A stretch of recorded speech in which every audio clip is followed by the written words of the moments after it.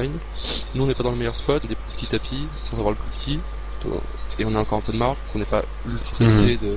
Là, ce qu'on peut se dire, c'est surtout qu'aucun joueur peut nous payer sans le sentir passer, quoi. Donc ils vont tous y réfléchir à deux fois, quoi. Ouais. Là, qu'est-ce que tu penses du mec qui call avec 2200 tapis? Là, je passe à un call, voilà. Je reviens sur ce coup après parce qu'il peut être assez intéressant.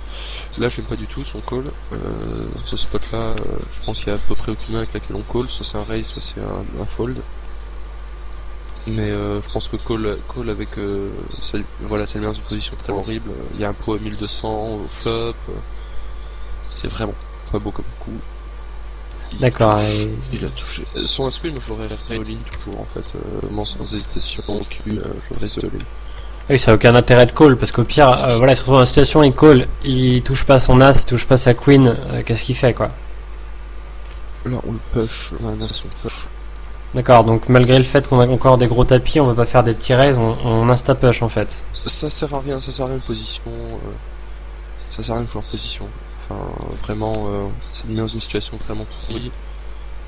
Alors qu'il y a quand même les blindes à prendre, on crache pas dessus.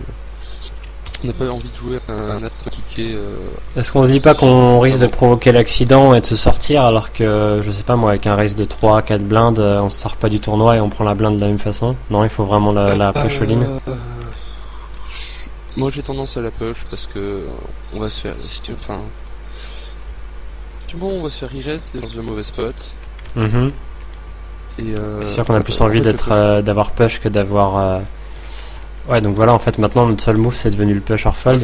Ouais, le seul là, ça va être push fold, je pense. Ça évite la migraine quand on est dans une situation où on a quoi? On a 13-14 blindes. C'est vrai que c'est pas forcément facile à jouer à un tapis de 13-14 blindes. On a très vite perdu la moitié de notre tapis en s'amusant à faire des raises. Un raise, on est au flop, on miss, on a mis la moitié de notre tapis. D'accord. Surtout sachant qu'ici, les mecs vont avoir des tendances à être un peu calling station. Bon, déjà, on a vu un mec qui a payé un raise tout à l'heure. Waouh, l'autre, il est sit out. Ouais, un peu calling station, mais bon, en même temps, là, on est aussi à la bulle. J'ai l'impression qu'ils ont tous envie de faire l'argent et qu'ils sont tous un peu repliés sur eux-mêmes en quelque sorte. Maintenant, si on peut revenir un peu, tout à l'heure, je t'ai vu avec As-Valet suité en bas à gauche, t'as décidé de call à un tapis d'un short. Après, moi, j'ai pas trop vu ce qu'il a fait avant, donc ça se trouve, il était en tilt ou quoi. C'est un truc qu'il faut quand même remarquer quand on voit que les mecs partent tapis souvent.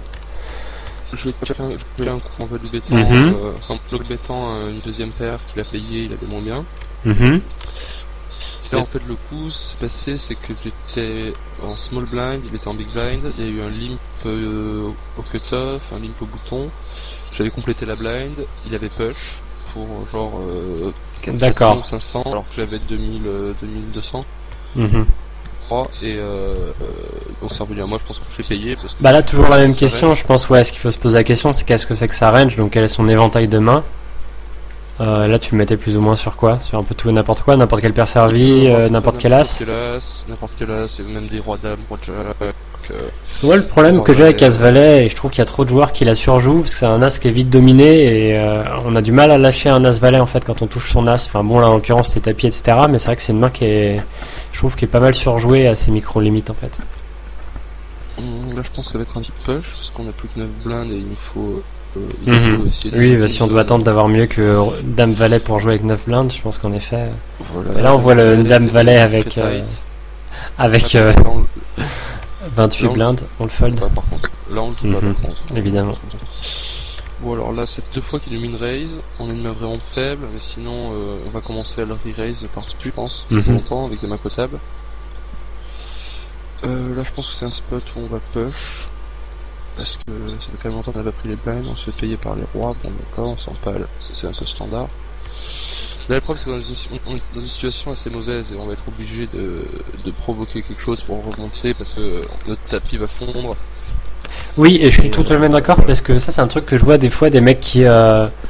C'est-à-dire que des gens qui débutent et puis on leur a dit bah faut jouer ça dans telle position, ça dans telle position, et ils vont garder ça alors qu'ils se retrouvent dans cette zone dangereuse où ils ont plus que 9 blindes et ils vont laisser leur tapis fondre et se retrouver dans une situation où de toute façon il leur reste que 200 et ils vont être payés par 3 joueurs à la table. Alors ils ont beau avoir As-Roi, ils vont quand même se faire complètement ouvrir et sortir du tournoi, alors que je sais pas moi, ils ont des mains, sûrement ils ont eu des mains qui auraient dû être jouées dans les orbites qui sont passées quoi. Faut apprendre à ouvrir son éventail de mains selon la zone dans laquelle on est au niveau de son nombre de blindes, je pense. En fait, en Stingo, la taille de son tapis autant que les cartes en fait. Tous les plays vont être très très très influencés par la taille du tapis. Entre le niveau des blindes, la taille de son tapis et la position à la table, les mêmes mains vont être complètement différents. C'est-à-dire que dans un spot, quand on va fold et l'autre on va la raise. On a vu par exemple, j'avais Queen Jack en même temps à deux endroits, mais pas le même taille de tapis, pas la même position. Mais ça influe vraiment énormément. Alors là, il reste plus gros que d'habitude, mais j'ai une main bien plus décente. Je vais quand même fold encore une fois. Pourquoi je sais pas trop. Ah, quel nid de bison. D'accord. Juste après le grand discours sur on va plus se laisser faire. On se laisse complètement dominer. Il me raise tout le temps et d'un seul coup il. D'accord, oui, non, mais c'est vrai que c'était assez suspect. Puis encore une fois, on n'est pas désespéré, on a de la place pour attendre des spots. Oui, c'est différent par rapport à la situation tout à l'heure où on est en train de se faire crush par les blindes, où il nous fallait désespérément essayer de maintenir un tapis à peu près correct. Comme on parlait du fait, il faut essayer de maintenir un tapis avec lequel on va avoir une chance en fait, un minimum de fold equity, quoi, de rester dans la zone des 8-10 blindes où notre tapis va représenter quelque chose. Ok, là on est complètement crush. Après, je suis pas convaincu par ton push all-in sur un mec qui min-raise. Il est short, et genre isolé en fait, je suis relativement confortable, c'est une main que je pense qu'il va être sur sa range quand même. D'accord. Et mine de rien, son min-raise en fait, son position, elle ne demande pas plus de force que ça. Et puis la tête de son tapis, en fait, c'est qu'il fait n'importe quel autre raise et il se commit. Je suis pas sûr, je pense qu'il faut quand même pas mal de trucs. Je sais pas trop parce que moi j'aurais tendance à penser en fait que c'est plus le push qui représente pas de force, plus que le min-raise, qui au contraire peut représenter de la force. On représente pas forcément, mais en tout cas a plus de chances d'en représenter que. Après, je sais pas trop comment ça joue sur les. Ça se tiendrait, je sais pas, je suis pas complètement fan de mon move non plus, je sais pas, c'est discutable, je pense. Ouais. Après d'après moi, je pense que ça reste quand même un risque. Paire de 9, c'est très borderline comme décision, quoi, dans le sens où j'ai la sensation quand même que on va forcément jouer un flip, quoi, déjà. On va soit jouer un flip, soit être derrière. Je pense qu'on va rarement se retrouver. Enfin, ça va être assez rare que le mec nous call avec un As-4, As-3. Enfin, c'est genre les seules mains qu'on va vraiment battre, en fait. Il était relativement short quand même, donc ça m'a un peu... Oui, non, c'est sûr. Après, les mains qu'on bat, ça va être les paires de 7, paires de 6. Mais bon, je pense que ça reste assez difficile, à part paire de 8 ou paire de 7 avec lesquelles il y a peut-être... Là, on va être plus ou moins obligé de punch quand même. Il y a beaucoup trop au milieu, on va commencer à tomber bien bas, on est une main assez correcte. C'est pas dit qu'on envoie quand les blinds sont 400-200, il y a une paire, on joue un flip. Bon, on va préférer éviter de jouer un flip à la bulle, mais... Je crois qu'on sait qui va buller. Ah, c'est straight, c'est très bien.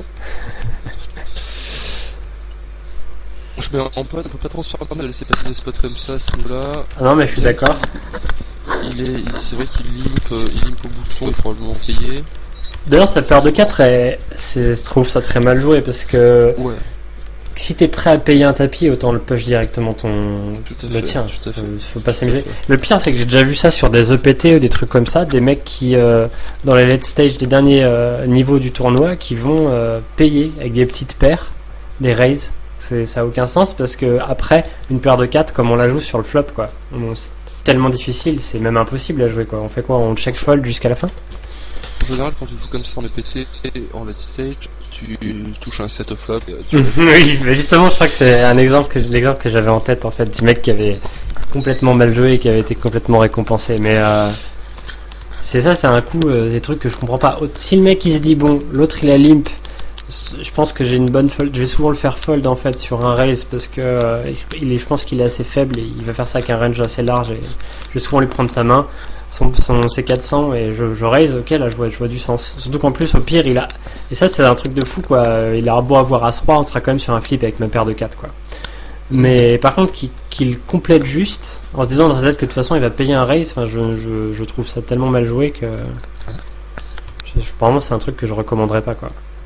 Bah c'est toujours relativement stupide de sacrifier sa full equity en fait. On peut avoir la full equity, autant en profiter. Non, voilà, Donc, c'est ça. Soit on a le sentiment que en- voilà, on a des chances de faire fold l'adversaire, notre main elle va bien se débrouiller contre un gros range de main, donc on décide bon, on joue le tout et puis on va souvent prendre les 800 de nos adversaires et on push tapis. Soit on décide de ne pas la jouer parce que ça nous intéresse pas et qu'on a un peu peur du mec qui limp vu de son image et on fold. Mais on peut pas faire entre les deux. Finalement, cette main elle me plaît bien. Parce que là, ce stade-là, on peut plus être miné, quoi. Vraiment. Faut vraiment regarder le. Parce que maintenant, soit on peut pas mettre 400. 400 c'est énorme. Quand on sait que le tapis de départ est à 1500, 400 c'est énorme. Et donc on met pas 400 je pourrais essayer de toucher un 7. Donc non, c'est ça, surtout que là dans le Small Wood Full Equity, il a un gros tapis, il a une paire, il sera souvent sur un flip. Il n'y a absolument aucune raison de pas relancer cette main. Non mais complètement. Je suis complètement d'accord avec toi là-dessus. Encore une fois, c'est vraiment. Moi je vois pas de raison de sacrifier sa full equity qu'on peut en avoir, quoi. Qu'on peut en prendre vraiment là, quoi. Bon, pour le moment, il nous reste plus que 2 tables, si j'ai bien compris. Ouais, voilà, les deux en bas, il reste pas grand chose. On a là au socle de départ. Le problème du full ring, quand on fait du full ring, faut vraiment être patient. Ouais, c'est ça, c'est que avoir le stack de départ au blind de 50-100, c'est assez standard. C'est-à-dire qu'on va avoir pris une ou deux petites relances pré-flop, gagner des blinds, on sera fait blind out un petit peu. J'ai une question, là, c'est est-ce que tu recommanderais à des mecs qui débutent vraiment, est-ce que c'est plus intéressant peut-être de...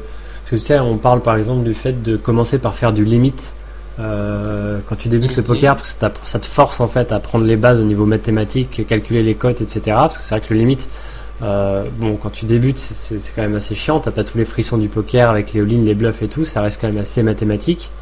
Tout à fait. Et est-ce que pour un mec qui va commencer le poker ou le sit and go, est-ce que c'est plus intéressant de commencer par faire du full ring ou est-ce que ça change rien en fait de commencer? Parce que je sais pas. Alors, le full ring, on va dire que c'est peut-être plus technique. Enfin, il y a un peu moins de place pour faire des trucs folkloriques. Si on joue en short-handed, on va devoir plus jouer ses ranges, être plus capable de jouer sur la position, tout ça. Donc ça va te demander de faire des trucs un petit peu plus en dehors en dehors des standards. En full ring, je pense s'en sortir en livrant des paires, touchant des sets ou des flushs au premier niveau et en pushant et en attendant, en couchant tout et en pushant dans les bons spots. En gros, on a pas besoin d'avoir beaucoup de moves dans son arsenal. En short-handed, ouais, le push limite encore plus puissant. On va dire que en short-handed, le truc, il va falloir jouer beaucoup plus de mains. On peut pas être aussi tight. Donc il va falloir push plus souvent, par exemple pour prendre les blinds, quand ça va commencer à augmenter, il y aura pas mal de trucs comme ça qui vont se passer. D'accord, ouais. En fait, enfin, ça va obliger à jouer plus de mains. Je trouve c'est sûr que le short-handed, c'est plus intéressant dans le sens où c'est un peu une formation accélérée, quoi. Quand tu commences, tu vas te retrouver à devoir jouer beaucoup de spots, mais peut-être que ouais, c'est justement ça te force à jouer trop de situations que tu connais pas et dans un premier temps, peut-être c'est peut-être plus tranquille ou un démarrage plus doux de commencer par du full ring, quoi, qui est différent, qui est moins agressif. Je pense que la prochaine session on fera du short-handed, comme ça on verra plus de spots. Mais là, on a pu commencer par du full ring. C'est vrai qu'on n'a pas tant de spots que ça. Si on joue du full ring qui est pas turbo, en format normal, c'est vrai qu'on a vraiment le temps de voir venir et de jouer, quoi.